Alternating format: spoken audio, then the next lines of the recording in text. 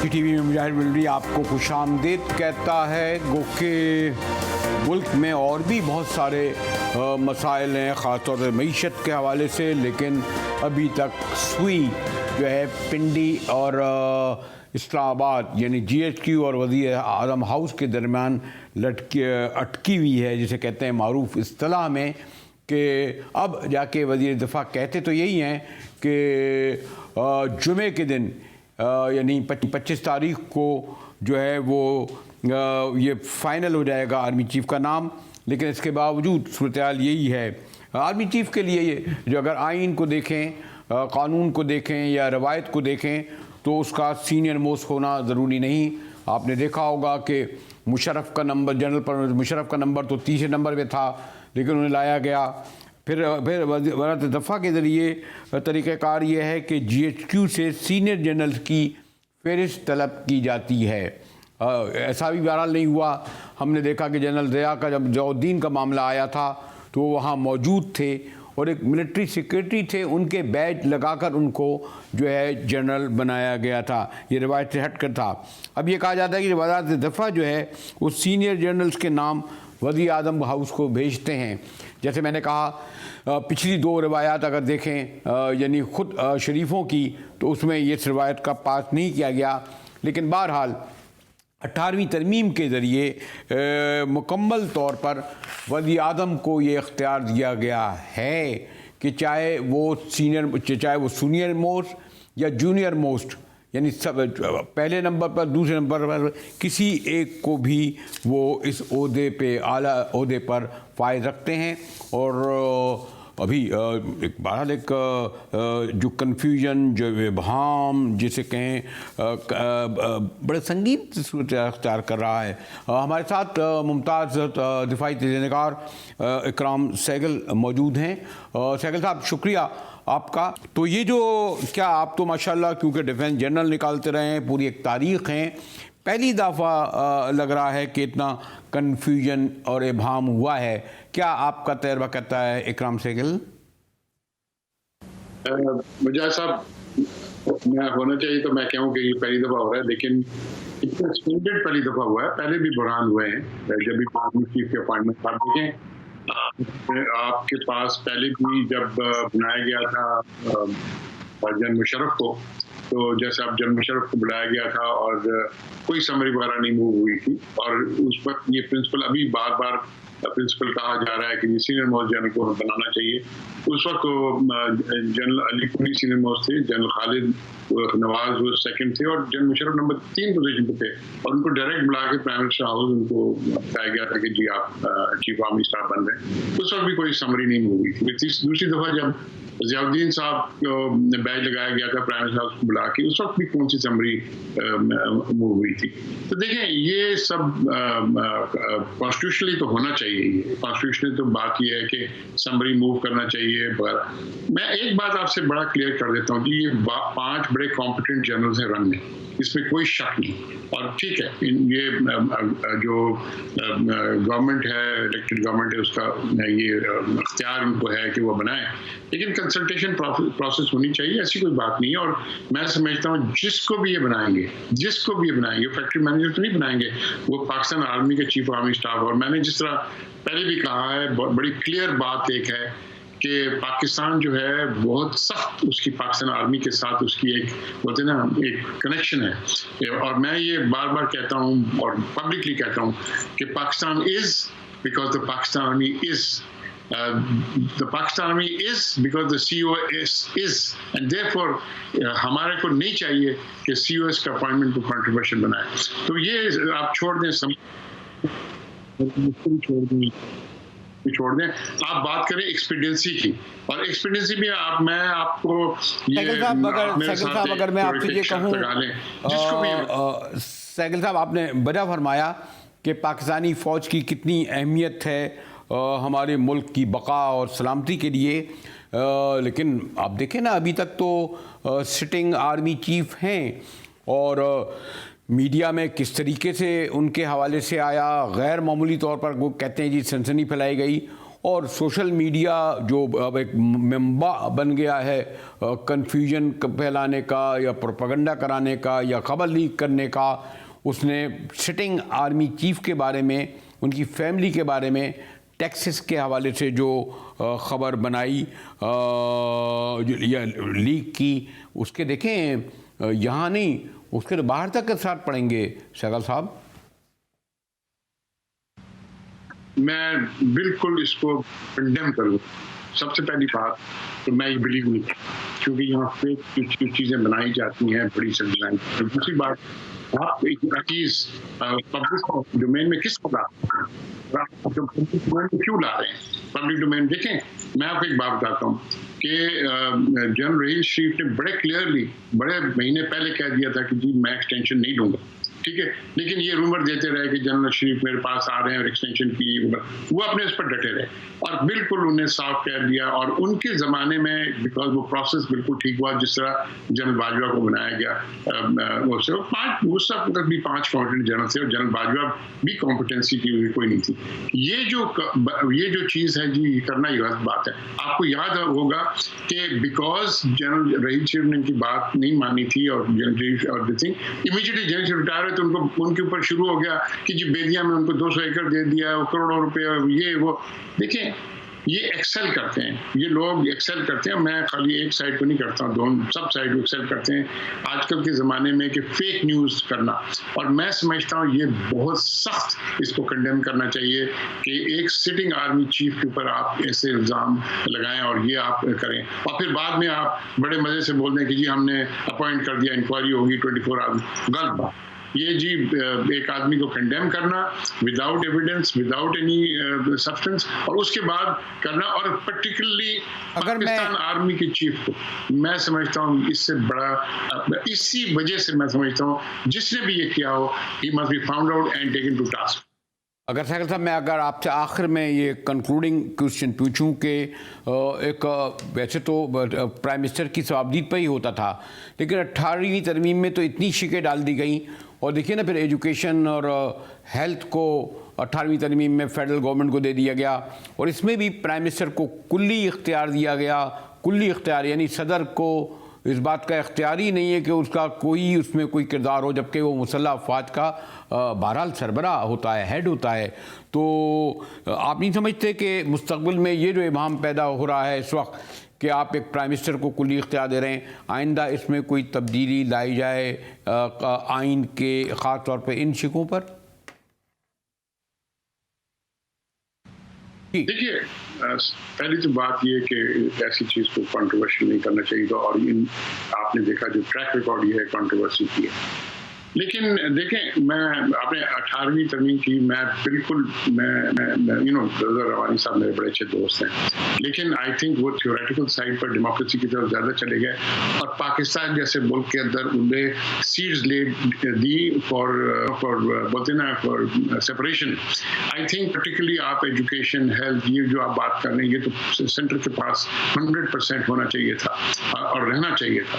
और मैं समझता हूँ कुछ चीज़ें अच्छी हैं उसमें, ये नहीं कि कुछ चीज़ें अच्छी नहीं है, बट आप जो भी नेक्स्ट पार्लियामेंट आते हैं उसको बैलेंस करके उसको ठीक करना पड़ेगा। लेकिन मैं समझता हूँ ये कि खाली प्राइम मिनिस्टर को अख्तियार है, ये गलत बात है। प्राइम मिनिस्टर को अख्तियार तब होनी चाहिए, प्राइम मिनिस्टर कहाँ से बना है? पार्लियामेंट से बना है ना।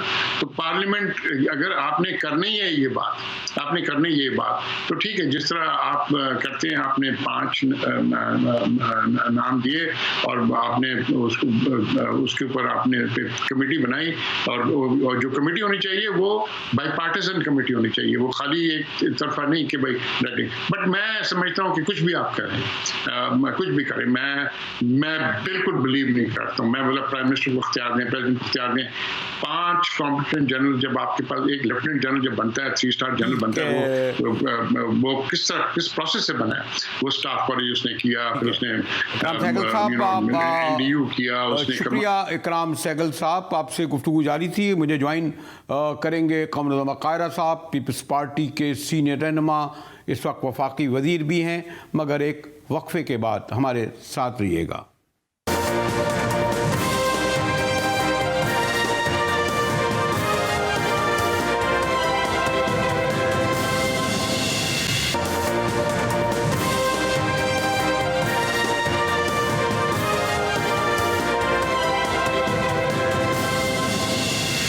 GTV में एक बार फिर मुजाहिर वली आपको खुशामदीद कहता है। मोहतरम कमरुज़्ज़मा कायरा साहब हमारे साथ हैं और इस वक्त हमारे नेशनल प्रेस क्लब इस्लामाबाद में मौजूद हैं।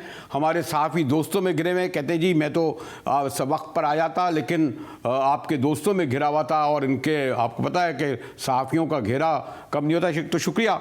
लेकिन यहाँ के जो भी मौजूद हैं, अगर चाहे हमारे अफजल भट्ट हों या क्लब के दीगर ओहदेदारान हों, मैं भी यहाँ का इनका मेम्बरी की तरह हूँ और दोस्त भी हूँ।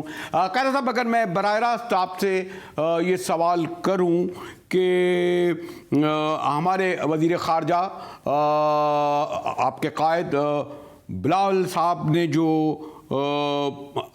आर्मी चीफ के हवाले से जो कुछ प्रेस कॉन्फ्रेंस में सदर के बारे में कहा, बरसी पड़े तो अब सदर के पास तो कोई SHO लगाने के इख्तियारात नहीं है, तो आखिर क्यों बरस पड़े आपके वज़ीर ख़ारजा यानी हमारे आपके कायद सदर अलवी पे? नहीं, उसकी बड़ी वजाहत हो चुकी बरेलवी साहब। उन्होंने बेसिकली एक सवाल के जवाब में कहा कि जी सदर साहब अगर मामला रोक देंगे तो ये कर देंगे। उसके जवाब में उन्होंने कहा ये कोई उनका अपना ओरिजिनल थीम नहीं था, ना ही सदर साहब से के पास ये इख्तियार है, ना ही उनसे हमें तवक्को है। वैसे वो बिल्कुल अपने जमात के क़यादत के ताबे हैं, लेकिन हमें तवक्को है कि वो कौमी अमूर में ऐसा नहीं होने देंगे। तो ये बिलावल साहब ने अपने ख्यालात का इज़हार करते हुए नहीं कहा, एक सहाफ़ी के सवाल के जवाब में कहा। ओके, वैसे मैं ये सवाल करना नहीं चाह रहा था लेकिन ये पहले बरसरे ऐसे ही आ गया। लेकिन बुनियादी सवाल तो ये है कायरा साहब, इस वक्त सबसे बड़ा क्वेश्चन आर्मी चीफ की तैनाती का हुआ है और माजरत के साथ विद ड्यू रिस्पेक्ट, क्योंकि मुझे इल्म है का कैबिनेट का हिस्सा है, इस सिलसिले में जो आपके हलीफ आपके दोस्त हैं उनका रिकॉर्ड अच्छा नहीं रहा। आप कहते हैं जी हम समरी का इंतज़ार कर रहे हैं, तो परवेज़ मुशर्रफ साहब के लिए तो कोई समरी नहीं आई।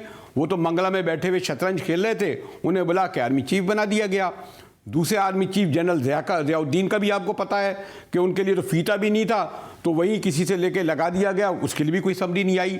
तो ये जो इबहाम पैदा किया गया, आप नहीं समझते खुद उन हुकूमती वज़राए कराम ने जिनका ताल्लुक़ नून लीग से है उन्होंने किया है। जरदारी साहब के बारे में कहा जा रहा है कि खामोश किरदार अदा कर रहे हैं। कायरा साहब,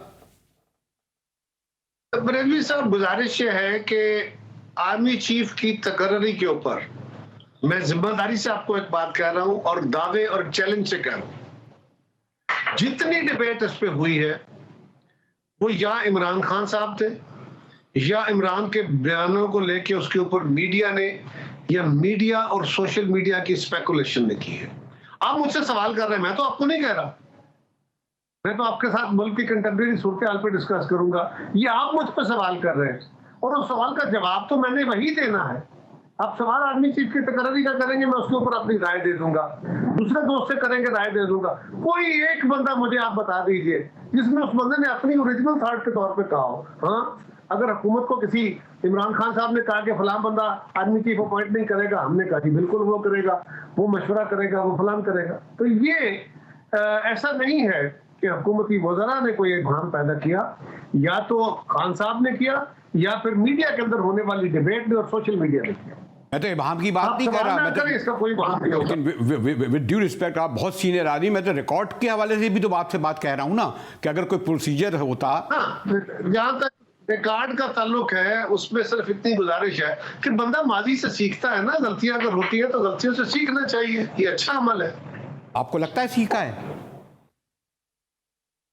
मुझे तो लगता है सीखा। हम फिर कैसे यकीन करें? जैसे मैंने 2 मिसालें आपको दी हैं, इसमें तो कोई समझ नहीं। खातर रखें, आप जमा खातर रखें, आप जमा खातर रखें।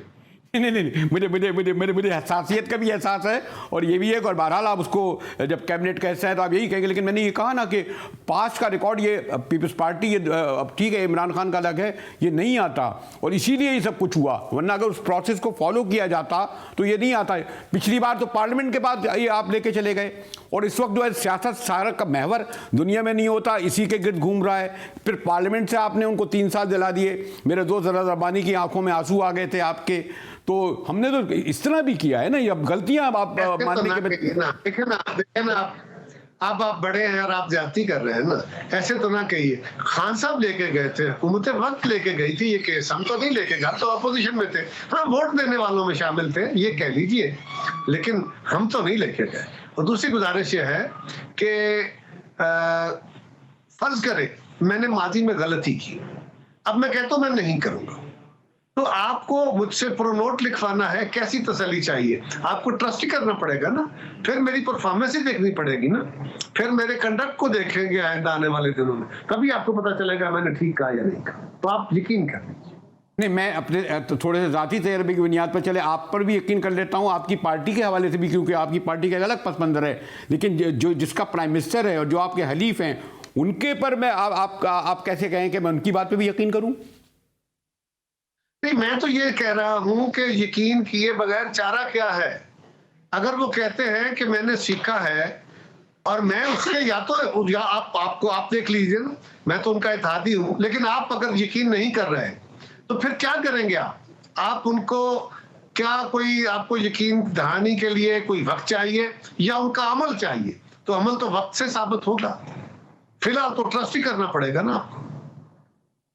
चले इससे मैं ताइनाजी से निकला हूँ, लेकिन आप ओवरऑल जो अगर आप देखें इस वक्त जो डार साहब आए थे, बड़ी उम्मीदें उनसे वाबस्ता कर ली गई थी कि जनाब रुपया तो गिरना ही गिरना है, वो अब तो यहाँ दोबारा डिफ़ॉल्ट की बातें होने लगी, मईशत का जो हाल है, और यानी बेसिक तो मईशत ही हुई ना, अगर और उसका सबब भी लोग कहते हैं सियासी अदम इस्तेकाम है, ये जुड़ गया है एक दूसरे से चीज़ों से।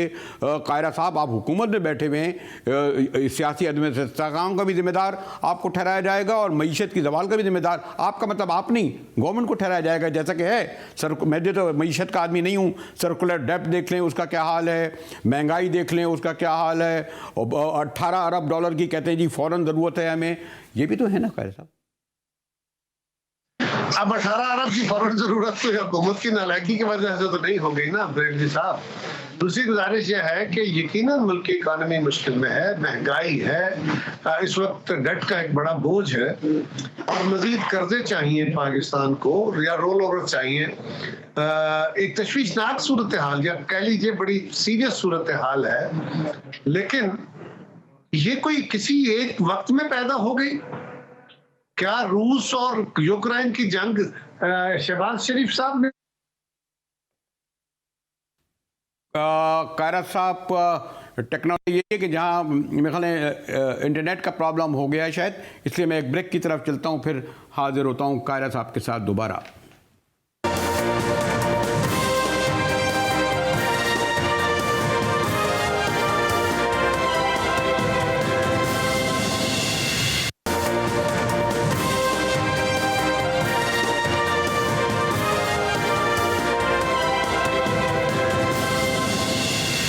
जी टीवी में एक बार फिर मुजाहिरुल आपसे खुश आमदेद करता है। अभी खबर आई थी कि हमारे साबिक सदर असदारी प्राइम मिनिस्टर हाउस पहुंचे हैं, लेकिन मैं ज़रा इससे निकलना चाहता हूं। कायरा साहब हमारे साथ मौजूद हैं।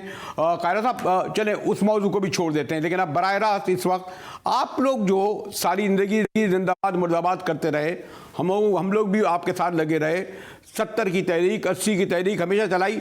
अब इमरान खान के लॉन्ग मार्च पर, इमरान खान के एहतजाज पर अब आप बिल्कुल वो हुकूमती हुक्मरानों वाला रवैया इख्तियार कर रहे हैं। जनाब ये क्यों आ रहे हैं, ये तकरीब फैला रहे हैं, ये तो सॉरी टू से कायरा साहब, पीपल्स पार्टी के क़यादत को तो इस तरह के बयान नहीं देने चाहिए। नहीं, देखिए बरेलवी साहब, बयान हम नहीं दे रहे, बयान खान साहब दिलवा रहे हैं हमसे। क्या कह रहे थे? वो कह रहे थे कि मैं इस्लामाबाद आऊंगा, आके एक तरफ से पंजाब, इधर से केपी, उधर से कश्मीर, ये चारों तरफ से चढ़ाई होगी, इस्लामाबाद को चोक कर देंगे, इनको उठा के बाहर फेंक देंगे और हम उस वक्त तक बैठे रहेंगे जब तक ये इलेक्शन की डेट अनाउंस नहीं कर देते। और हम बार बार कह रहे थे कि जी बैठ के बात करनी चाहिए, उनका बात भी नहीं करनी, लेकिन ये हमारा हतमी फैसला है। उसके बाद उनके बाकी जो उनके रस्तू अफलातून है, वो क्या फरमा रहे थे, उनकी उन गुफ्तगुओं के जवाब में यकीनन एक परेशानी का लम्हा हुकूमत के लिए होता है। उसकी जिम्मेदारी होती है, जो भी हुकूमत हो, कि उन्होंने अगर कोई बड़ा क्राउड आने का खदशा हो और ये हो कि जी हमने सिविल लाइफ को बिल्कुल बंद कर देना है। अदालतों के फैसले भी थे कि आपने सड़कें बंद नहीं होने देनी, आपने सिविल एसेट्स को भी महफूज रखना है, लोगों की जानो माल को भी और अदरवाइज भी। तो उसके जवाब में हमने कहा जी कि ये सूरत नहीं हो सकती, आपको जत्थाबंदी करने की इजाजत नहीं है। और फिर उनके वज़रा के ओपन खाली कोई कुछ तो थे ना जो उनकी रिकॉर्डिंग्स आ गई, कुछ थे जो फुटेज आई जो आप लोगों ने चलाई कि वो धमकियां दे रहे थे क्लाशनकोफे हाथ में लेके कि हम आ रहे हैं और असला लेके आ रहे हैं। कुछ ने तो वैसे कहा कि असला लंबा चौड़ा लेके आना है लोग, लेकिन क्लाशनकोफे लहरा के कहा कि हम आ रहे हैं और हम देखेंगे। ऐसी सूरत में अगर आप होते इंटीरियर मिनिस्टर तो आप भी ऐसे ही करते कि आप ऐसे जत्थों को ना आने की इजाजत देते।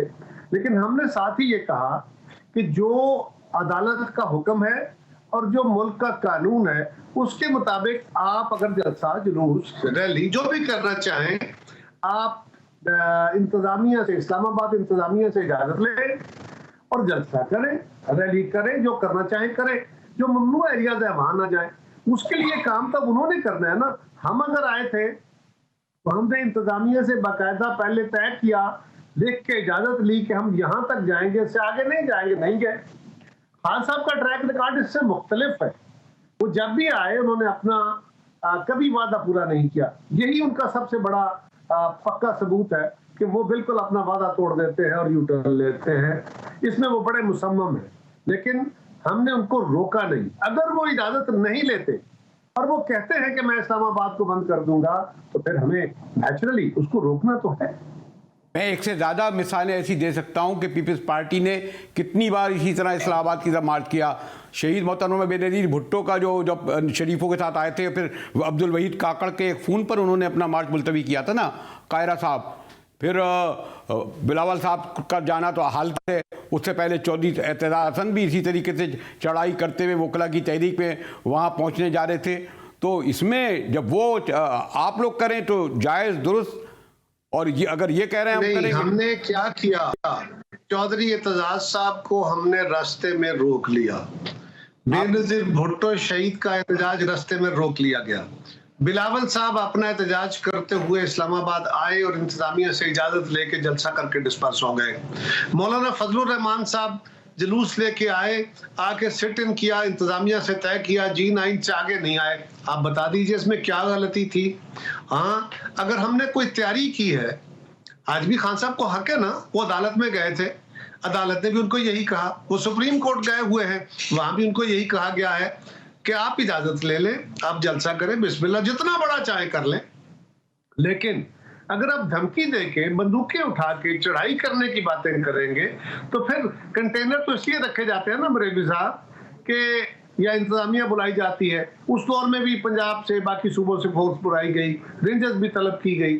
और आज अगर कंटेनर रखे जा रहे हैं या कंटेनर साइडों पे लगाए हुए हैं तो माजी के तजर्बों को सामने रखते हुए उस दिन अगर सूरत हाल ऐसी हो, अगर हो जाए, आपने एक प्रिजम्पटिव बात करनी होती है ना, तैयारी करनी है, तो आप फौरी तौर पे तो ये कंटेनर मूव नहीं करा सकते, फौरी तौर पे तो इस तरह की रुकावटें खड़ी नहीं कर सकते। लिहाजा आपको ये पहले तैयारी करनी होती है कि अगर ऐसा हो जाए तो आपको ये करना होगा। अगर मैं आपसे ये आखिरी कंक्लूडिंग क्वेश्चन पूछूं, देखें कायरा साहब, ये जो इलेक्शन जो भी इस वक्त सेटअप मौजूद है, ये आपका मैंडेट तो नहीं है ना? जो वोट ऑफ नो कॉन्फिडेंस जो 174 वोट में आप आए, क्या करा? 7 बाप के, 5 MKM के, 2 मैंगल के, 1 इधर उधर के जमा करा। बेहतर था ये नए इलेक्शन से क्यों? पहली बार होता है कि पॉलिटिकल पार्टियां कह रही हम नहीं कराएंगे। भाई आप तो फौरन आते। इमरान खान इंतहाई दर्जे के तौर पर गैर मकबूल हो गए थे, आप मकबूल बना रहे हैं। आप जब ये कहते हैं कि हम इलेक्शन नहीं कराएंगे और जब हमारा जी चाहेगा कराएंगे, भाई क्यों? आपके पास ये मैंडेट, अवामी मैंडेट नहीं था।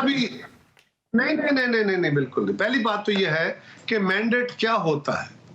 मैंडेट पाकिस्तान की असेंबली के अंदर बैठे हुए मेंबर होते हैं, वो अवाम से वोट लेके आते हैं और उन मेंबरों के वोट से हुकूमतें बनती हैं।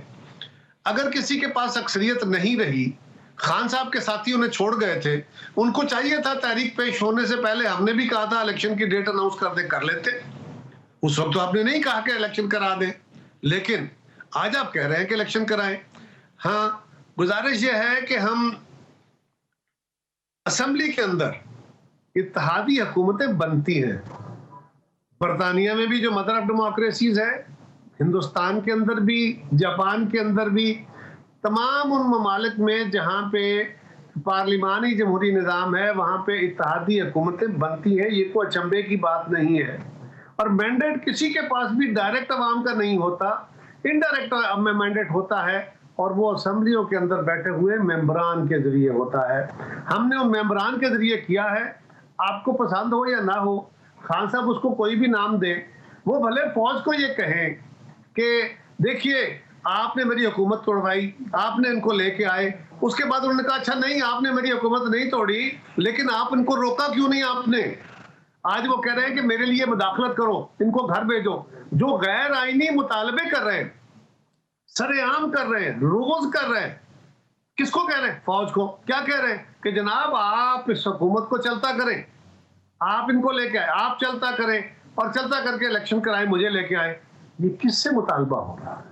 क्या ये आईनी तौर पे जायज मुतालबा है, दुरुस्त मुतालबा है?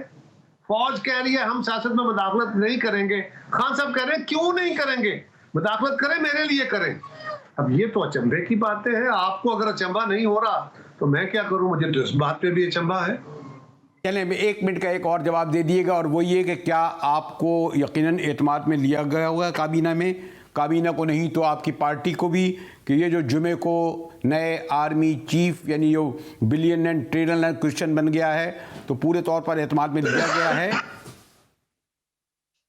बरेलवी साहब, मैंने पहले भी अर्ज किया कि ये सारा कुछ आपका किया धरा है, ये इमरान खान साहब का, हमारा नहीं है। हमने इस मामले को मुतनाज़ा या इसको इतना हाईलाइट नहीं किया, ये मीडिया के सवाल है। आपने भी स्क्रीन चलानी होती है, अपोजिशन ने भी अपनी बातें करनी है, हम ये जवाब देने पे मजबूर है, लिहाजा ये तो आपकी जिम्मेदारी। दूसरी बात, कैबिनेट के अंदर डिस्कशन नहीं होती, अगर वज़ीर आज़म चाहेंगे तो कर लेंगे, लेकिन इत्तेहादी जमातों के साथ, लीडरशिप के साथ बात होगी। कमर ज़मान कायरा का वो लेवल नहीं है। ये बिलावल भुट्टो जरदारी साहब या जरदारी साहब के साथ बात हुई होगी, यकीनन हुई होगी, मौलाना फजलुर रहमान साहब से हुई होगी, बाकी इत्तेहादियों से होगी, अपनी जमात के अंदर जिससे वो चाहेंगे, लेकिन ये काबीना के अंदर डिस्कस करने वाला मामला नहीं होता। अच्छे जाए कि वज़ीर आज़म साहब इस पे मशवरा करना चाहे तो। शुक्रिया कमरुज़्ज़मान कायरा साहब, आपने हमारे लिए वक्त निकाला और कहा कि जिस वक्त हमारी कायरा साहब से गुफ्तगू हुई उससे पहले ये खबर आ चुकी थी कि साबिक सदर आसिफ अली जरदारी जो हैं प्राइम मिनिस्टर हाउस पहुँचे हैं, और यकीनी तौर पर इस वक्त जिसको मैं मिलियन नहीं, बिलियन नहीं, ट्रिपल मैं यानी क्या कहते हैं जी, बिलियन के बाद क्या आता है, तो वो सवाल है कि क्या जो तैनाती है हर सूरत में 25 नवंबर को हो जाएगी, जुमे को हो जाएगी, क्या 27 नवंबर से पहले ही होगी? सबसे बड़े ये कि सीनियर मोस्ट होगा, सीनियर मोस्ट नहीं होगा तो बाकी 6 में से कौन होगा? क्योंकि प्राइम मिनिस्टर की सवाबदीद पे हुए अब है, ख़ास तौर पर 18वीं तरमीम में मज़ीद तरामीम के बाद, कि सिर्फ प्राइम मिनिस्टर ही तय करेगा कि मुस्तकबिल का नया आर्मी चीफ कितनी मुद्दत के लिए होगा। यानी अगर सीनियर मोस्ट जिनको जो रिटायर्ड होने वाले हैं जनरल आसिम, वो तो 27 तारीख को हो रहे हैं, जबकि हमारे जनरल बाजवा साहब को 29 तारीख को रिटायर्ड होना है। ये और बहुत से सवाल अभी तक उधर रहे हैं, और जैसे मैंने कहा कि आज की जो जरदारी साहब की PM हाउस आमद मुलाकात कई एतबार से अहम है। हो सकता है ये इस पूरे जो सिनेरियो है, मंजरनामा है, उसमें ब्रेक थ्रू साबित हो। इसी के साथ ही GTV से मुजाहिद वली को इजाज़त दीजिए।